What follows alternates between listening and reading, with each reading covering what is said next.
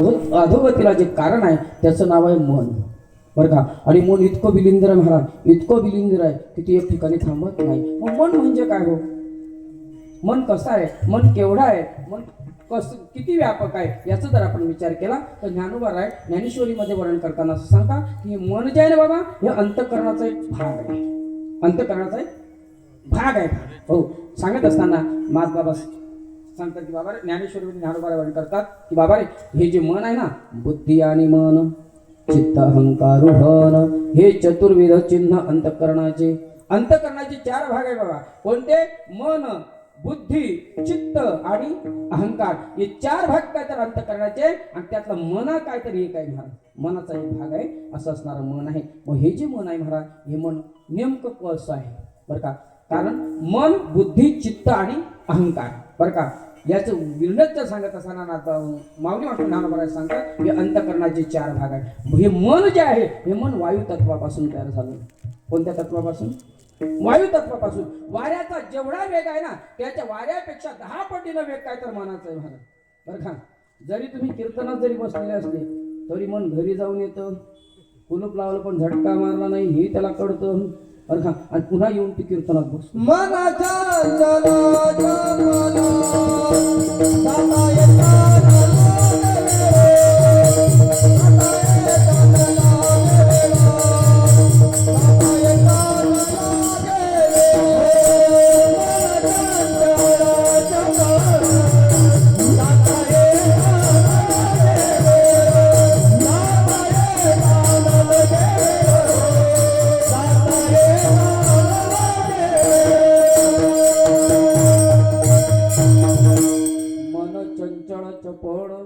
जाता येता न लगे वेळ. त्याला जायलाही वेळ लागत नाही आणि यायलाही वेळ लागत नाही. मला सांगा, बसलेल्यांपैकी किती लोकांनी अमेरिका पाहिली?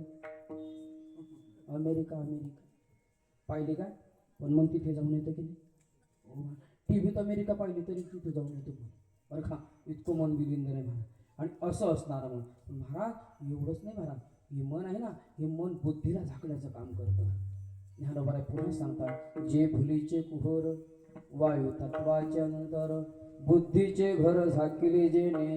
बुद्धीवर पडदा टाकण्याचं काम हे मन करत असतं महाराज. मन इतकं बिलिंदर आहे, इतकं बिलिंदर आहे. हो, मन असं आहे महाराज की जन्माला आल्यापासून तर मरेपर्यंत एक मन माणसाला सांभाळता येत नाही.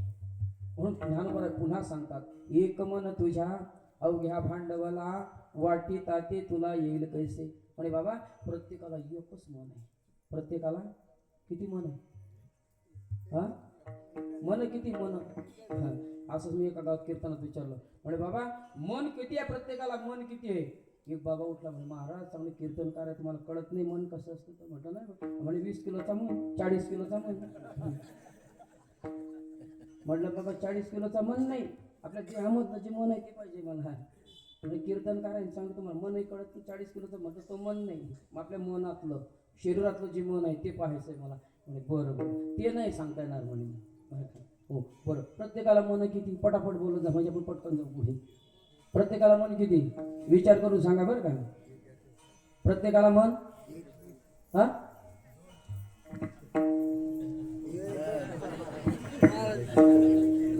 एकच सांगा काहीतरी, एकाच पक्षामध्ये बोला. एक, वारे वा, एक प्रत्येकाला मन. का? त्याचं प्रमाण आहे महाराज. हो, जगद्गुरु तुकोरांचे धाकटे बंधू प्रमाणात सांगतात, मनुराजा एक देह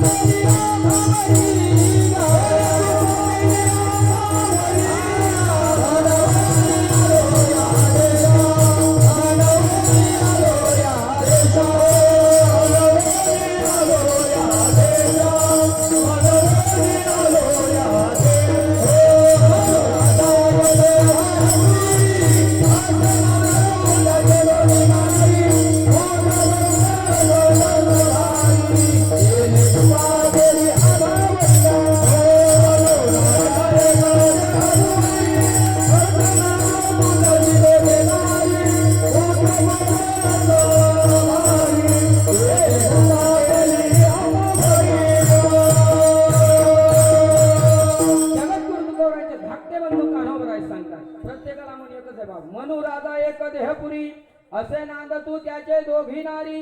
पुत्र पत्र संपन्न भारी, तेने कृपा केली आम्हावरी. या म्हणून आलो या देशा. प्रत्येकाला एकच मन. आता ठरलं की नाही प्रत्येकाचं? प्रत्येकाला मन किती आहे? नक्की ना? हा, तरी तुम्ही कन्फ्यूज जात आहे. अरे काय, तरी तुम्ही काय होताय? कन्फ्यूज. आता या बाबांनी एक सांगितलं, आता तिथं म्हणते दोन. बरं का, प्रत्येकाला मन एकच. बरं का, पण ऐका, ज्यावेळेस मी आलो ना तिकडनं, आलो मंदिरात बसलो आणि मंदिरात बसून इकडे आलो, थोडंसं फिरलो. बरं का, तिथे बोट्यावर दोन महिला म्हाताऱ्या बसल्या होत्या. त्या म्हाताऱ्यांची दोघांची गोष्ट चालू होती. मी कहू, आज त्या अंगाच्या बोचं कीर्तन आहे म्हणे. हो, मग आज 7व्या दिवसाचं कीर्तन आहे त्या बोचं म्हणे. हो, मग चालत नाही येत होती म्हणे. बाय पण काय बोलते, एक मन म्हणतं जाऊ.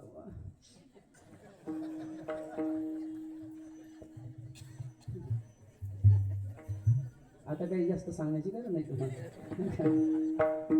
एक मन म्हणतं आणि दुसरं म्हणजे प्रत्येकाला मन किती? दोन जरी दिसायला असले पण मन मात्र एकच आहे. पण कान्होबा पुढे वर्णन करताना सांगतात, असे नांद तू त्याचे दोघे नारी. बरं का, मन एक आहे महाराज. आणि ते मन हे राजा म्हटलं महाराज. राजा राजा का म्हटलं? त्याचं पाठीमागचं कारण आहे. कारण 5 ज्ञानेंद्रिय 5 कर्मेंद्रिय हे ज्यांच्या मार्फत कार्य करतात त्यांचा जो मालक आहे त्याचं नाव आहे मन. बरं का, आणि मन या 5 हे जे मन आहे महाराज, या मनाचं शिकाय तर 10 लोक ऐकतात. बरं का, 5 ज्ञानेंद्रिय 5 कर्मेंद्रिय म्हणून त्याला राजा म्हटलं. मग तुकोबाराय सांगतात, मन इंद्रियांचा राजा तया नमस्कार माझा. बापा, त्या मनाच्या नादी लागणं फार अवघड काम आहे. बरं का, मनाचं फार अवघड काम आहे. म्हणजे महाराज फारच अवघड काम आहे. हो, म्हणून 2 काय तर त्याला पत्नी आहे. ऐका, हो, पहिल्या मनाच्या पहिल्या पत्नीचा जर आपण विचार केला आणि 2 पत्न्या सांगितल्या महाराज. बरं का, पहिल्या पत्नीचं नाव आहे विठाला विठाला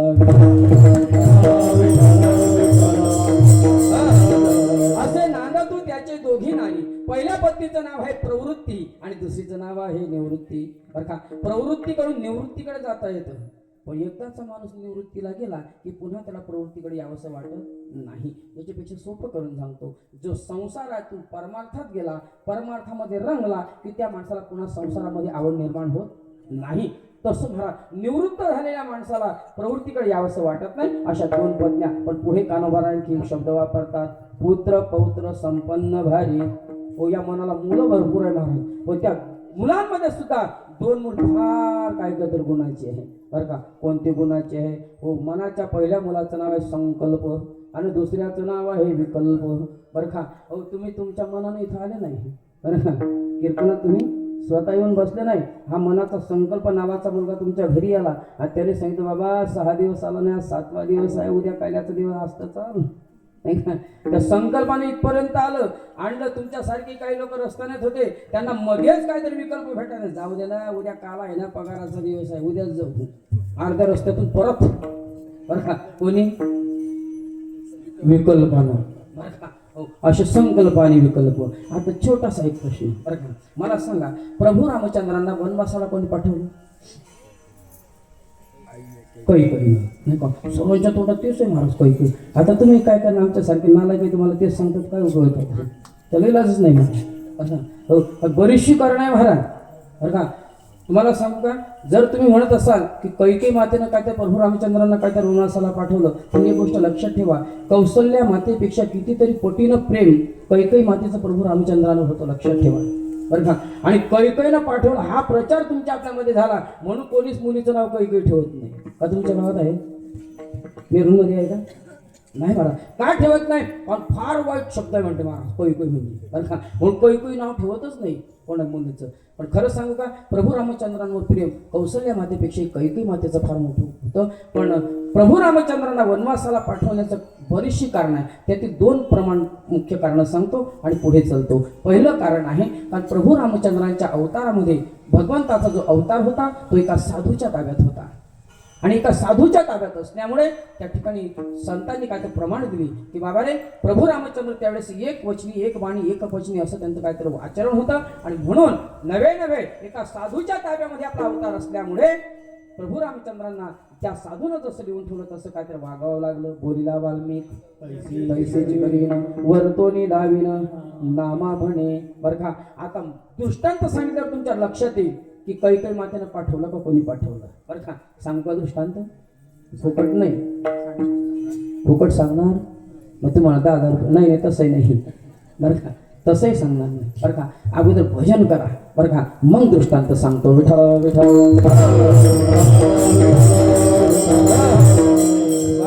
निवासी वैकुंठवासी हे भक्त पाटील सद्गुरू सोनू बाबा कठोरेकर सांगायचे. बाबा रे, लोकांना फुकट दृष्टांत सांगायचं नाही. काय सांगायचं नाही म्हणे? नाही टाळकऱ्यांना टाळ वाजवण्याचं काम असतं, मृदंगाचार्याला मृदंगाचं काम असतं, कीर्तनकाराला बोलण्याचं काम असतं. बरं, बसलेल्या लोकांना काय काम असतं? म्हणून त्यांच्याकडून अगोदर भजन करून घ्यायचं आणि भजन करून घेतल्यानंतर मग काय तर दृष्टांत सांगायचा. बरं का, आमच्या गावात कीर्तन होतं उत्तर कार्याचं, आणि उत्तर कार्याचं कीर्तन असताना कीर्तन संपलं आणि कीर्तन संपल्यानंतर 2 म्हाताऱ्या रस्त्यानं चालल्या होत्या. मी पाहू, मी बऱ्याच ठिकाणी पाहते म्हणून बऱ्याच ठिकाणी कीर्तन होते. हे कीर्तन करू नको, घडे घडे घडे घडे विठ्ठल विठ्ठल का म्हणायला होतं म्हणून त्या 2 म्हाताऱ्यांच्या गोष्टी चालू होत्या. पण कीर्तनामध्ये घडी घडीच विठ्ठल विठ्ठल विठ्ठल विठ्ठल म्हणायला होतं. का म्हणायला होतं असेल ते दुसरी म्हातारी होते, पण खाली जाताना होते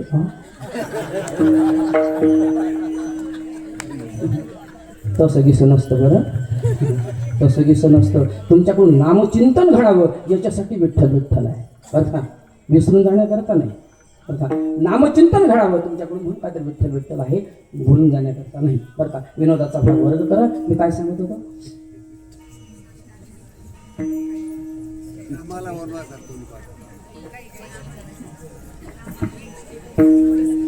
शिवा बाबा उवाच कहा बैठे कही नाही त्याला रातभर पाखडून पैसे सापडले.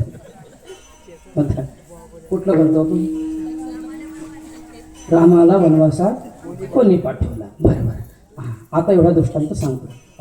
ऐका, पूर्वीची अशी पद्धत होती. तुमच्या गावात लग्न होता का इथं नेरूळमध्ये? होतं नाही, सध्या कमी झाली असतील. ऐका, पूर्वीचा काय होता बरं का, लग्न व्हायची लग्न.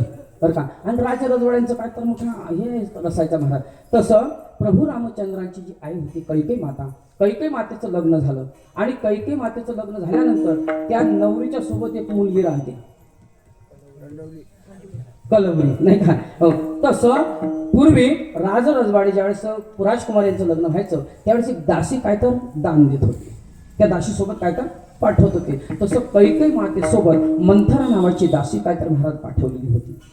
ती मंथराचं काम होतं की दररोज काय तर कैकेयी मातेला पूजासाठी काय तर पूजा सामग्रीसाठी काय तर फुलं आणून द्यायचे, जे पूजेला लागणारी सामग्री ती आणून द्यायचं, असं तिच्याकडे काय तर काम होतं. एक दिवस काय झालं, ही मंथरा बगीच्यामध्ये गेली आणि बगीच्यामध्ये गेल्यानंतर तिने पाहिलं मला सुंदर प्रकारचे काय तर फुलं होती, तोडली आणि तोडल्यानंतर एक फळ तिच्या काय तर दृष्टीस पडलं.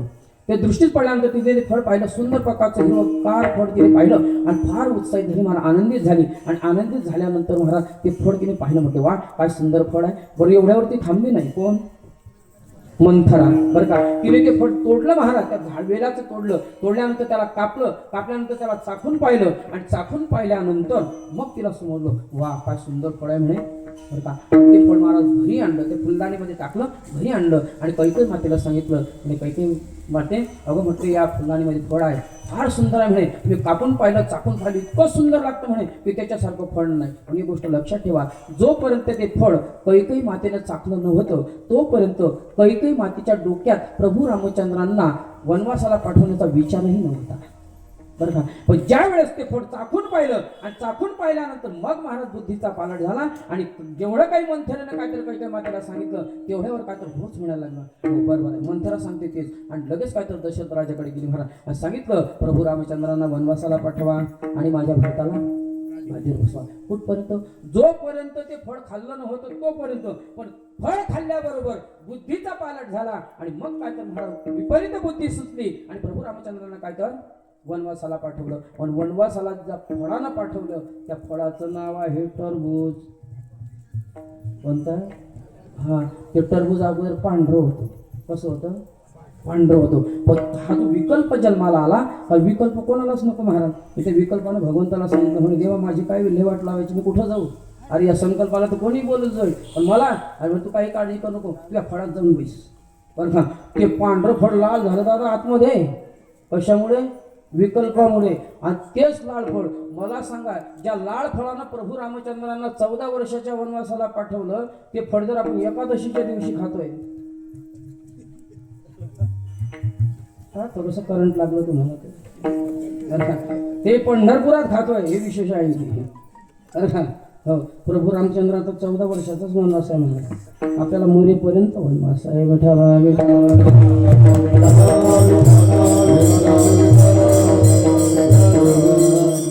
असं असणारं मन. म्हणून महाराज मन फार विचित्र आहे, महाराज फार विचित्र आहे. आणि असं असणारं मन तुम्ही पाहू महाराज, तुम्ही सांगतात हे मन असं हे मन तसं आहे महाराज.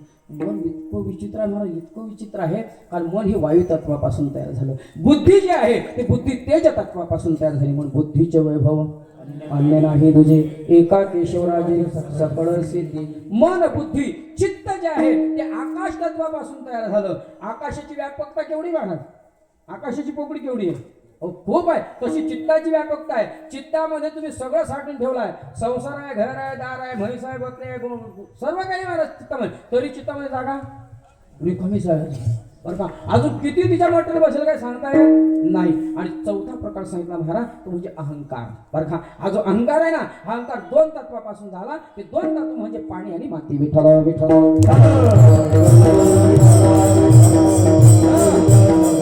असं असणार मन. हे मन महाराज फार विचित्र, एक ठिकाणी ते थांबत नाही. आणि नवे नवे महाराज हो मन इतकं विचित्र आहे, इतकं विचित्र आहे, त्याला जायला वेळ लागत नाही, यायला वेळ लागत नाही. ते एकसारखं प्रमाणे सैराट आहे. सैराट मन कसं आहे, सैराट आहे, सैराट. बरं, सैराट शब्द आपल्याला कधी माहिती पडला सोपान बाबा?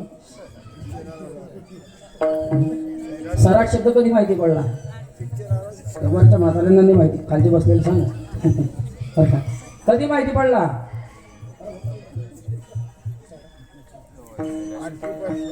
आरची पासून का? बरोबर सांगितलं. तेव्हापासून हा तो आताचा सैराट शब्द तुम्हाला आपल्याला कळाला, पण 550 वर्षापूर्वी माझ्या तुकोबाराने देव ठेवला, तो आपल्या लक्षात नाही महाराज. हो, पांगुळ प्रकरणामध्ये शब्द वापरला, पांगुळ झालं देवा नाही हात ना पाय, बैसलो जयावरी. तेव्हाचा सैराट तो आपल्याला कळाला नाही, पण आता सैराट लगेच कळाला. बरं, एकदा नाही ना महाराज, तुकोबाराने 2 वेळा सांगितला हा शब्द बरं का. पहिला या पांगळा प्रकरणामध्ये सांगितला, आणि दुसरा सांगितला नाट प्रकरण आहे तुकोबारांचं. त्या नाट प्रकरणामध्ये सर्वात शेवटचा 61 क्रमांकाचा नाट आहे. त्या नाटामध्ये पुन्हा तुकोबारा त्याची दुरुक्ती करतात. काय काय करी तो या मना, काय काय करी तो या मना, वरी नाही के नारायणा, वरी नाही नारायणा, करुणा त्याची करी विवंचना, करुणा त्याची करी विवंचना, नेऊनी पतना आदरी रे, पतना आदरी रे, नेऊनी पतना आदरी रे, नेऊनी पतना आदरी रे, बलतिया सवे धावे सैराट, बलतिया सवे धावे सैराट, बलतिया धावे धावे सैराट, बलतिया धावे धावे सैराट. काय काय करी तो या मना, वरी नाही के नारायणा, करुणा त्याची करी वंदना, नेऊनी पतना आदरी रे.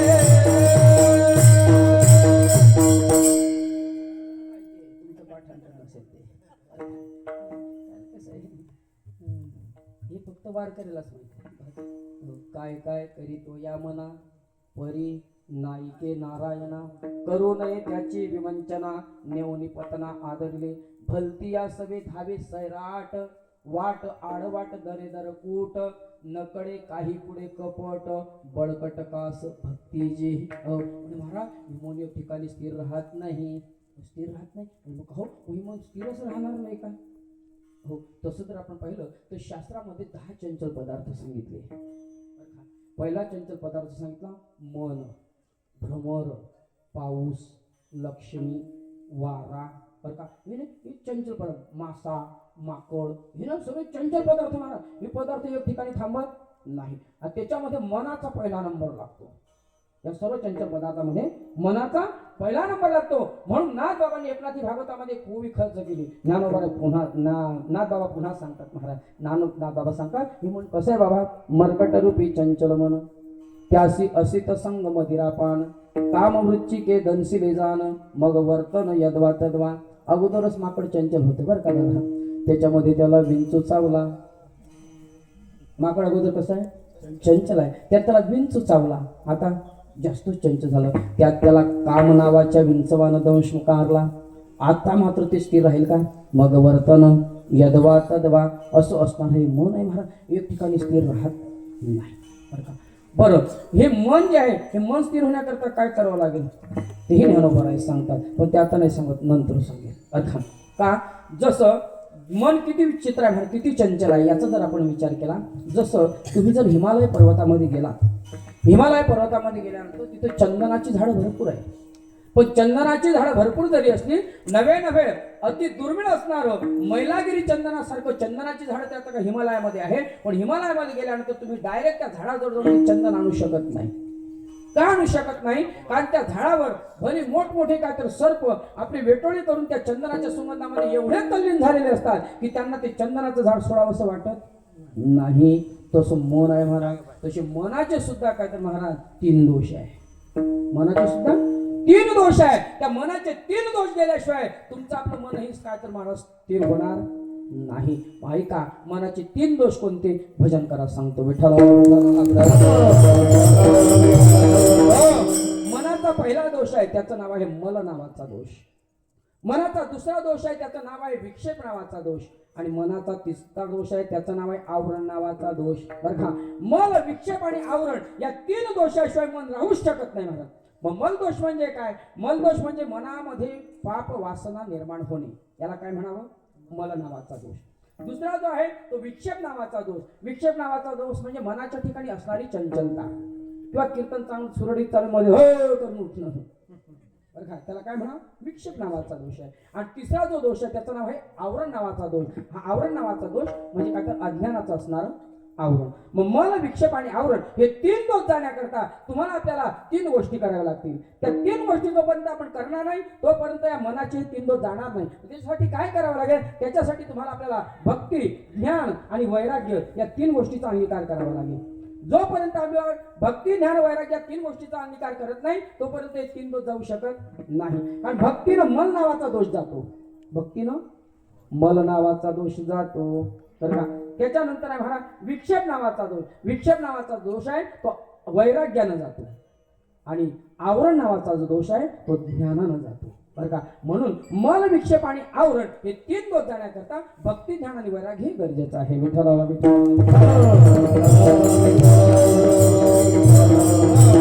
महाराज मग एवढं करणं आम्हाला कठीण आहे, याच्यापेक्षा सोपं नाही का, याच्यापेक्षा सोपं आहे. मग मन स्थिर होण्याकरता आम्हाला काय करावं लागेल, ज्ञानोबा पुन्हा उभी खर्च करतात. ज्ञानोबा सांगतात बाबा रे मन स्थिर होणार नाही असं नाही, मन स्थिर होईल, पण त्याच्या काढता काय करावं लागेल, ज्ञानोबा पुन्हा एक उभी खर्च करतात. ज्ञानोबा सांगतात तरी वैराग्याचे आधारे जरी लावेले अभ्यासाची मोहरे तरी केतून कसरे स्थिरावेल. या मनाला जर अभ्यासाला लावलं ना आणि वैराग्याची जोड दिली की मग हे मन काय तर स्थिर होतं, तोपर्यंत स्थिर होत नाही.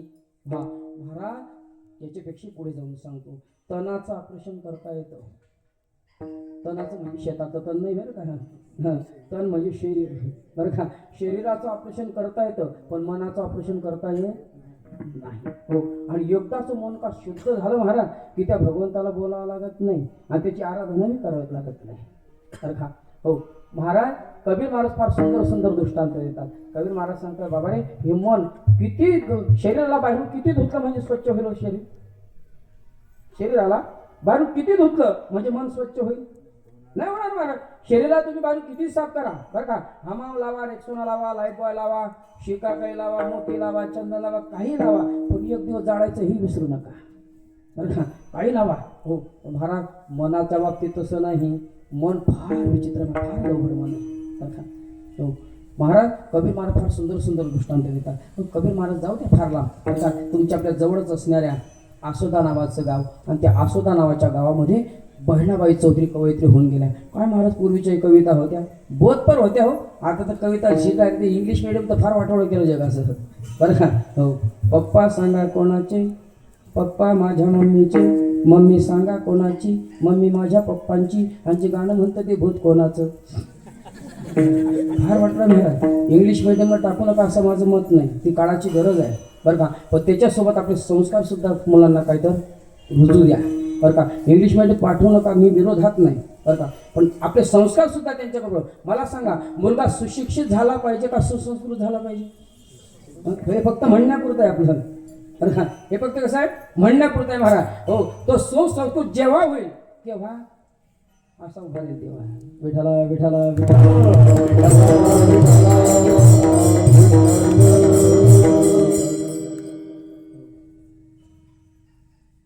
असं असणारं मन, ते मन स्थिर होण्याकरता बहिणाबाई पुसवते फार सुंदर सुंदर कथा सांग. तुकोबरांनी ते मनाच्या बाबतीत एक पेशल अभंगच लिहिला मला.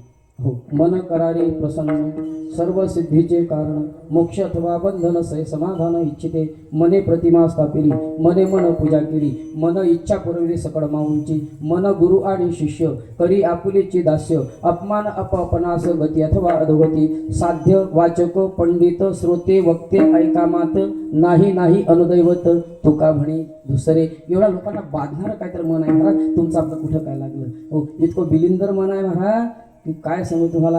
अहो, तुम्ही सुभाष चौकात जा आणि सुभाष चौकामध्ये एखादी साडी नेसवलेला स्टॅच्यू जरी समोर पडलेला असला का, असं समोर जरी दिसला तरी मन इतकं बिलिंदर महाराज, पुढे जाताना 3 वेळा मागं ओढून पाहतो. मी तुम्ही शहरात राहतात म्हणून सांगतो, आता माझं चालू अनुभव नाही बरं का. हो, 3 वेळा काय तर ओढून पाहतो माणूस. कोणाला? स्टॅच्यूला. स्टॅच्यूला इतकं मन बिलिंदर आहे महाराज. म्हणून असं असणारं मन, हे मन स्थिरच होणार नाही का? होईल महाराज. त्याला अभ्यासाला लावा, वैराग्याची जोड द्या, हे मन काय होईल? स्थिर होईल. बहिणाबाई चौधरी म्हणतात, मन वढाय वढाय उभ्या पिकातलं ढोर, किती हाकला हाकला फिरियत पिकावर. बरं का. हो, बसलेल्या लोकांपैकी आपलं ओपन चॅलेंज आहे कोणाला, त्याने फक्त त्याची 8वीची कविता मला इथं पूर्ण म्हणून दाखवा, आपण त्याला 1000 रुपये देऊ जागेवर. हां, नाही महाराज, पहिल्या कविता तशा होत्या, फार बोधपर्क होत्या महाराज. आता तसं राहिलं नाही बरं का.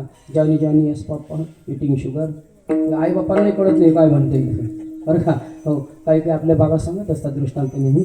बाबा म्हणतात की इंग्लिश मिडियमला गेलो की बाईंना फार आनंद होतो बरं का. आणि ते मुलं जा फर्स्ट KGला असतं आणि ते शाळेत जसं शिकवतात तसं त्यांना काय ते सांगत जातं. मग ते घरी येतो आणि मग इंग्लिश बोलायला ABCD FG आईला फार आनंद वाटतो.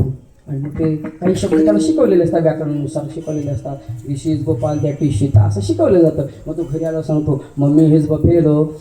वा पाहो आपला पोर तिथला मस्त बोलतो इंग्लिश. आता तू काय बोलला तिथं काय करणार एवढी हायरला. हो बाई, तर तुला म्हैस म्हणतो म्हैस, तरी तू म्हणते की वा काय पोऱ्या चांगला बोलतो. मग त्याच्या अगोदर मायबापांना इंग्लिश यायला पाहिजे तर तो मुलगा इंग्लिश मिडियमला पाठवा, नाही तर नका पाठवू. विठाला विठाला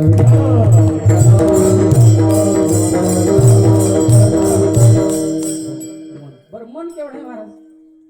मन केवढं आहे? मी अगोदर बोलून गेलो 40 किलोचं मन, ते मन नाही बरं का. हो, त्याच बहिणाबाई चौधरी सांगतात, मन केवढ केवढ जसा खाकसचा दाना, मन केवढ केवढ त्यात आभाय मायेना. बाबा, खसखसच्या दाणे एवढं मन आहे, पण महाराज आकाशापेक्षाही कितीतरी पटीनं त्या मनाची काय आहे?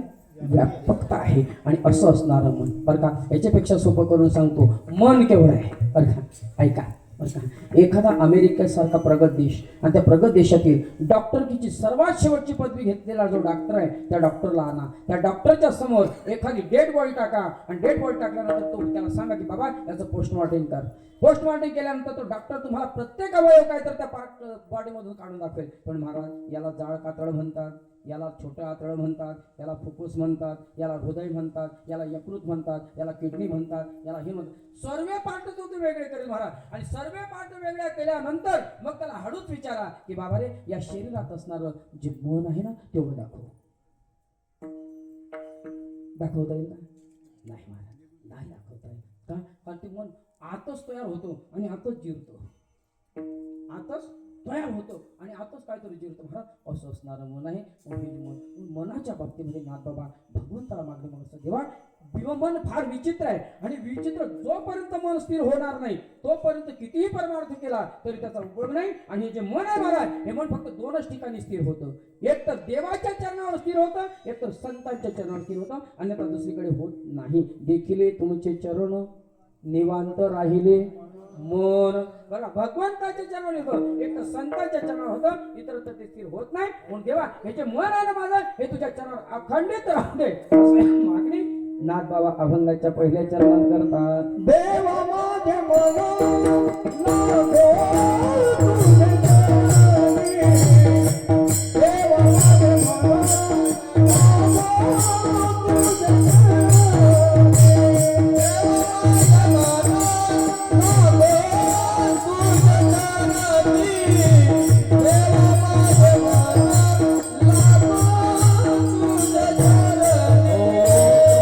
तुझे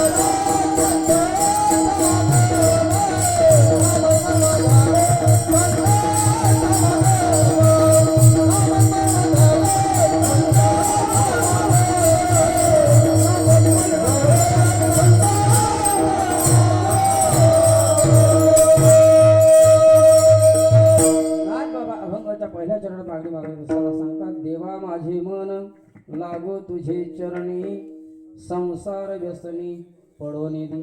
देवाला संसाराचे व्यसन पडू दे. आणि हे जे मन आहे ना फार विचित्र आहे महाराज बरं का. दृष्टांत सांगत असताना कबीर महाराज सांगतात शरीराबाहेरून किती धुवा आणि जर मन साफ नसेल तर बाहेरून किती जरी धुतलं तर उपयोग होणार नाही. नाही निर्मळ जीवन काय करेल साबण. नवे नवे त्याचा दृष्टांत देताना कबीर महाराज सांगतात नाये धोये क्या भया मन का मैल न जाय मीन सदा जल में रहे धोये बास न जाय. कबीर महाराज सुंदर दृष्टांत देतात. कबीर महाराज सांगतात बाबा रे जर बाहेरून आंघोळ केल्यानं जर मन साफ झालं असतं तर दृष्टांत सांगतात मीन म्हणजे मासा. मासा सतत पाण्यात राहतो.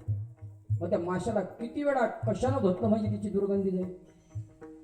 हे जसं तसं बाहेरून किती शरीराला धुतलं आणि आत मन जर गढूळ असेल महाराज तर त्याचा काही उपयोग होत नाही. पण एकदाच मन जर का शुद्ध झालं तर मग त्या देवाला बोलवावं लागत नाही. कबीर महाराज पुन्हा सांगतात बघा कबीरा मन निर्मल भया जैसे गंगा नीर पाचे पाचे हरी फिरे कहत कबीर कबीर. एकदाच मन सुंदर झालं मला स्वच्छ झालं की मग देवाला बोलवायची गरज नाही. तो देव आपल्याला काहीतरी पाहायला येतो की बाबा रे हा कुठे आहे आपला भक्त कुठे आहे. आपला भक्त त्याला पाहायला जावं गरज पडत नाही. आणि म्हणून नाथबाबा सांगतात की देवा माझं मन तुझ्या चरणावर स्थिर जर तुझ्या चरणावर स्थिर नाही राहिलं तर मग काहीतरी संसाराच्या व्यसनात पडेल. आणि संसाराच्या व्यसनात जर पडलं तर संसार प्रत्येकाला माहिती आहे. संसार कसा आहे ठाऊकची आहे. संसार दुःखाचा चित्ती याचा शीन वाहू नये किंवा संसार दुःख मोड चहूकडे इंगड विश्रांती नाही कुठे रात्रंदिवस दुःख बांधवानी आहे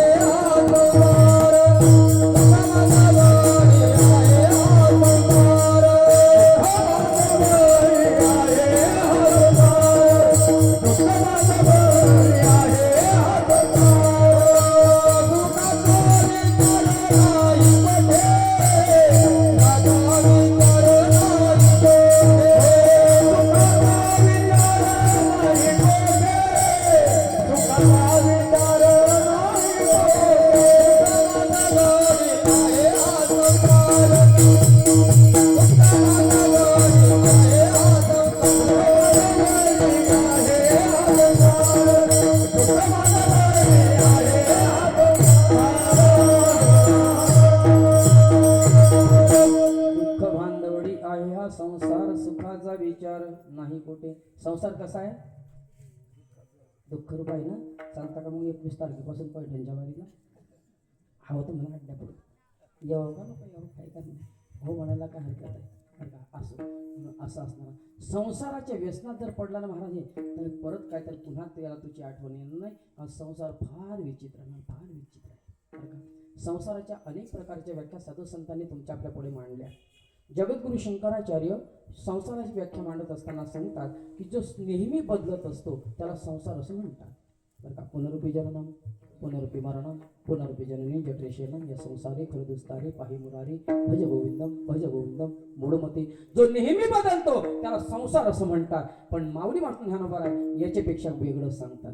ज्ञानोबा आहे सांगतो बाबा जो बदलतो ना त्याला संसार म्हणत नाही. मग कशाला म्हणतात? संसार हा बदलणार आहे हे जो खरं समजतो त्याला संसार म्हणतात. अगाऊ उपजने निमणे हे साच जे का मानणे तो जीव दुःखुमी म्हणे संसारुहन. हो संसार हा बदलणार आहे हे जगद्गुरु शंकराचार्य सांगतात की जो नेहमी बदलतो त्याला संसार म्हणावा. पण ज्ञानोबा सांगतात बाबा रे संसार बदलणारा आहे तो संसार नाही. संसार बदलणारा आहे हे जो खरं समजतो हे साच जे का मानले त्याला खरा संसार म्हणतात. आणि संसाराची व्याख्या सर्वांना माहिती नाही बरं का. एक ठिकाणचा प्रसंग आहे. उन्हाळ्याचे दिवस आहे आणि एक माता माऊली अशा उंच ओट्यावर काय तर भरडणं घेऊन बसली बरं का. आणि हरभरे भरडत बसली. वरतून हरभरे टाकत होते, भरड फिरवत होते, खाली त्याचं काय तर डाळ पडत होती, काही पीठ पडत होतं. कबीर महाराज रस्त्यानं चालले आणि कबीर महाराजांनी ते दृश्य पाहिलं आणि दृश्य पाहिल्यानंतर कबीर महाराज रडायला लागले. म्हणे अरे अरे हा जो संसारातली जी लोक आहे ना ही सगळी अशीच काय तर भरडत आहे. आणि कबीर महाराजांच्या मुखातून शब्द पडाले चलती चक्की देख के दिया कबीरा रो चलती चक्की देख के दिया कबीरा रो दो पाटन के बीच में शाबुत बचान कोण रे भाई शाबुत बचान कोण. कबीर महाराज सांगतात अहो या घरटामध्ये जेवढं काही धान्य टाकलं जातं तेवढं सर्व काय तर बारीक होऊन बाहेर येत आहे. तसेच या संसारूपी भरडण्यामध्ये हे लोक सुद्धा भरडले जात आहे बरं का. आणि रडायला लागले. पण असं म्हणतात की बापापेक्षा पोरगा हा बाप से बेटा सवय असतो ना. त्याच रस्त्यानं कमाल महाराजांनी आणि कमालानं ते दृश्य पाहिलं. ज्यावेळेस कबीर महाराजांनी दृश्य पाहिलं त्यावेळेस कबीर महाराज रडायला लागले. पण ज्यावेळेस तेच प्रसंग कमालानं पाहिला कमाल जोरजोरात हसायला लागला. महाराज ठाके देत हसायला लागला. हो आणि हसायला लागल्यानंतर कबीर महाराज काय कमाला अरे बाबा ते दृश्य मी पाहिलं मला रडायला आलं. सर्व जग काय तर म्हटले काय तरी भरडण्यामध्ये भरडलं जात आहे. जसे धान्य भरड खाली पीठ होऊन येत आहे ना तसे सर्व लोक भरडले जाते. पण तुला हसण्याचं कारण काय? कबीराने सांगितलं महाराज चलती चक्की देख के हसा कमाल ठठाय. ठठाय म्हणजे जोर जोरात बरं का. चलती चक्की देख के हसा कमाल ठठाय चिलम्याने जो रहे बालन बाका होय रे भाई बालन बाका होय. त्याने आपल्या बापाला सांगितलं म्हणे बाबा तुम्ही सांगता ते खरं आहे. सर्व भरडण्यात जात आहे ते सर्व भरडून बाहेर येत आहे हे मलाही कळतं. पण बाबा एक विशेष आहे म्हणे काय जो त्या घरोट्याच्या खुंट्याला धरून आहे मधला खुंटा असतो की नाही जो त्या खुंट्याला धरून आहे तो मात्र जसा शाबूत आहे बरं का. मग आता खुंट्याला धरून राहायचं का खुंट्याच्या बाजूला राहायचं हे तुमचं काम सांगणं माझं काम बरं का. जे खुंट्याला धरून आहे ते कधीच भरडले जात हो.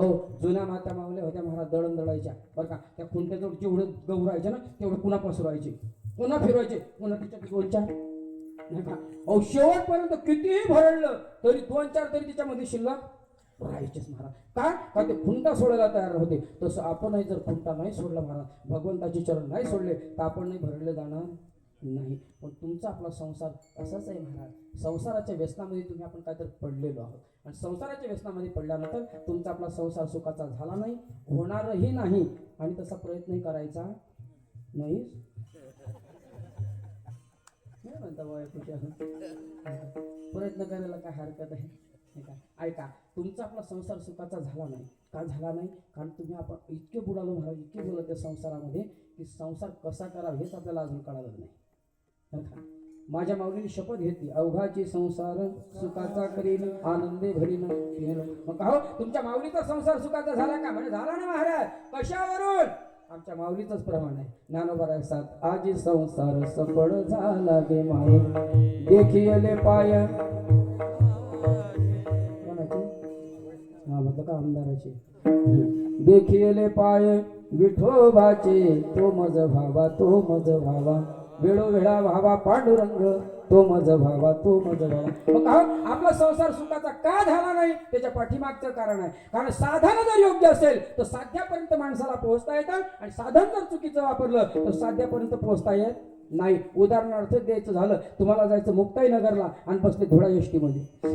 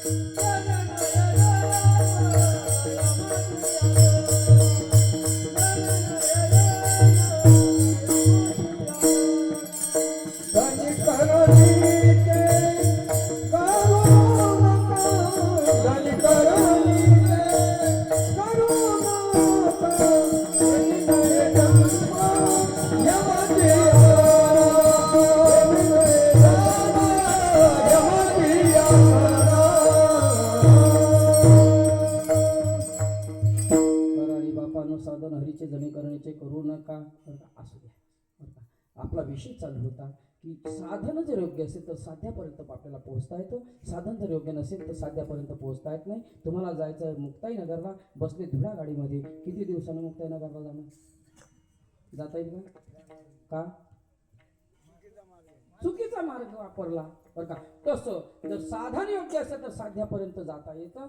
माझा मुद्दा असा आहे की संसारामध्ये तुम्ही आपण सुद्धा आपला संसार सुखाचा होईल पण आपलं साधन चुकलं आणि साधन चुकल्यामुळे आपला संसार सुखाचा झाला होणारही नाही.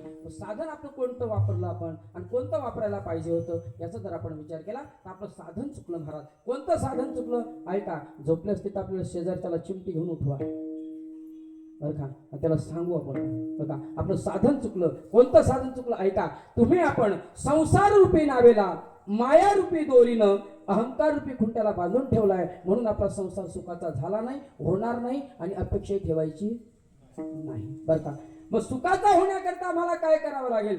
ऐका, फक्त थोडं साधन बदलवायचं आहे. ते साधन असं बदलायचं त्याच संसार रूपी नावेला भक्ती रूपी दोरीनं वैराग्य रूपी खुंट्याला बांधलं की आपला संसार सुखाचा झाल्याशिवाय राहणार नाही. म्हणून संसार व्यसनी पळवणे दी. आता विस्तारित बातमीपत्र संपलं. आता 10 मिनिटं फक्त ठळक बातम्या. एक वेळा संप्रदायाच्या नियमाप्रमाणे ज्या पंढरीश पांडुरंग परमात्म्यानं तुम्हाला आपल्याला मृत्यू लोकामध्ये त्याच्या नामचिंतनासाठी पाठवलेलं आहे त्या पंढरीश पांडुरंग परमात्म्याचं एक वेळा मोठ्या प्रेमाने नामचिंतन करून आपल्या सेवेला पूर्ण विराम देऊ. कारण कसं आहे असं म्हणतात बा की ताट जर चांगलं भरून वाढलेलं असलं तर जेवणारालाही आनंद वाटतो. एखादा बगीचा असेल त्याच्यामध्ये सुंदर सुंदर जर फुलं असतील तर त्याची शाबासकी त्या माळी बाबाला दिली जाते बरं का. म्हणून असं म्हणतात की खाणे की मजा थाली से फुलं की मजा माली से. बरोबर आहे ना? खाणे की मजा 5 पकवानाचं जेवण असं तर कोण नाही म्हणणार आहे बरं का. खाणे की मजा थाली से फुलं की मजा माली से झगडे में मजा. तो तुमचा डिप्लोमा झालेला आहे वाटतं. बरं. झगडे में मजा गाली से का. बरं. ससुराल में मजा. वाह, फार पुढे गेले वाला. ऐका, पुन्हा ऐका. खाने की मजा थाली से फूलों की मजा माली से झगड़े में मजा गाली से ससुराल में मजा. अब इसी कीर्तन में मजा. वाजवा ना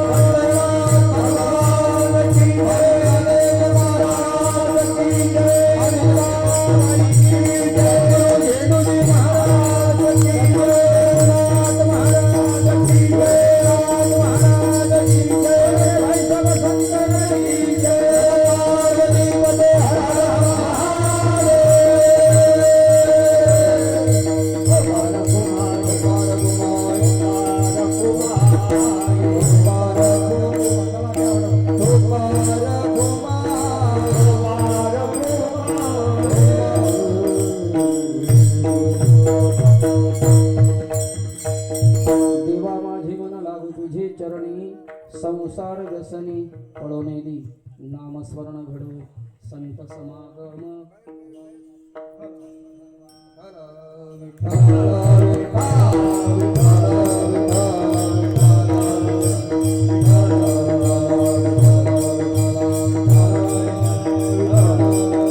नामस्मरण घडो संत समागम भावगाची भ्रम नको देवा. हे बघा नामस्मरण घडू दे, संतांची सेवा घडू दे. आता हे सर्व सांगण्याकरता पुन्हा आपल्याला काहीतरी 1-1.5 तास करायचं नाही का. पायी तीर्थयात्रा मुखी रामना हाची माझा नेम सिद्धिने आणि मागणे नाही नाही देवा. एका जनार्दनी सेवा दृढ देई नामस्मरण घडो संत समागम वाहुगाची भ्रम नको देवा. यथामती यथावकाश अभंगाच्या पहिल्या चरणाचा धावता भाव तुमच्या पुढे मांडण्याचा प्रयत्न केला. चांगलं असेल की स्वानंद सुखनिवासी वैकुंठवासी हरिभक्त परमभक्त सद्गुरू जगन्नाथ बाबा यांचा प्रसाद म्हणून घरी घेऊन जा. वाईट बोललं गेलं असेल, माझ्या बुद्धीचे दोष म्हणून काय ते मला परत करा. बोलण्याच्या अधामागे एखादा वाड्यावागळा शब्द निघाला असेल, आपला मुलगा म्हणून पदरात घेऊन एवढी सर्वांना विनंती करतो. माझ्या वाणीला पूर्ण विनंती. एक वेळेस भगवंताकडे एक मागणी मागू. जसं आजचा दिवस मागणीचा आहे म्हणून स्वतः करता भगवंताकडे एक मागणी मागतो आणि माझ्या वाणीला पूर्ण विराम देतो. हरी इतना तो करना स्वामी जब प्राण तन से निकले. गोविंद नाम लेकर तब प्राण तन से निकले. श्री गंगा जी का तट हो जमुना का वंशीवट हो. श्री गंगा जी का तट हो जमुना का वंशीवट हो. मेरा सावड़ा निकट हो जब प्राण तन से निकले.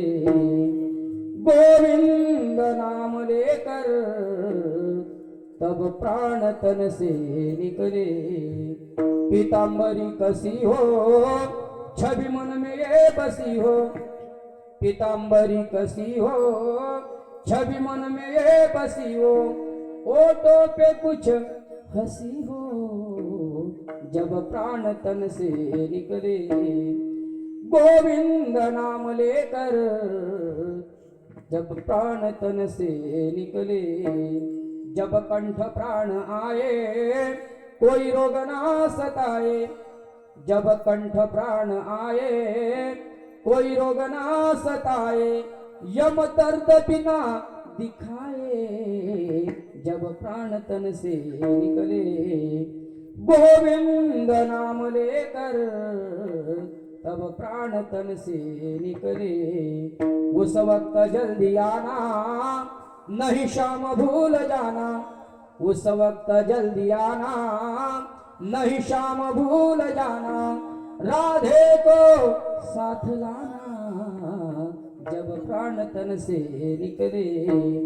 इतना तो करना स्वामी जब प्राण तन से निकले.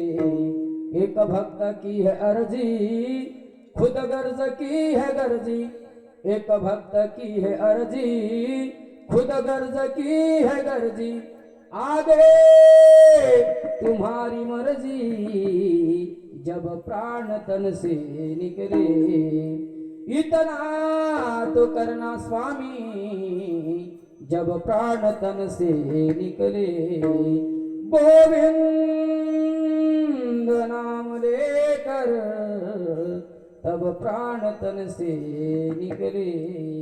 जाता जाता पंढरदेश पांडुरंग परमात्म्याला स्वानंद सुखनिवासी वैकुंठवासी हरिभक्त सद्गुरू जगन्नाथ बाबा यांच्या चरणी एकच प्रार्थना आहे. जोपर्यंत या देहामध्ये प्राण आहे तोपर्यंत अखंडित काय तर जगन्नाथाची सेवा घडावी एवढीच पंढरदेश पांडुरंग परमात्म्याला मागणी मागतो. माझ्या वाणीला पूर्ण देतो. बल करवली देशी किरी कटकट वाकुडी कानिटे देव जाणे. कोण्या कारणी झालेसे निर्माण देवाचे कारण देव जाणे. मी जरी बोलता तरीही जगन्नाथाची सत्ता. जसं बाबांनी माझ्या बुद्धीला पेरवलं तसं तुमच्याकडे मांडण्याचा प्रयत्न केला. चांगलं असेल ते बाबांचा प्रसाद म्हणून घरी घेऊन जा. वाईट बोललं गेलं असेल माझ्या बुद्धीचे दुश्मन काय ते मला परत करा.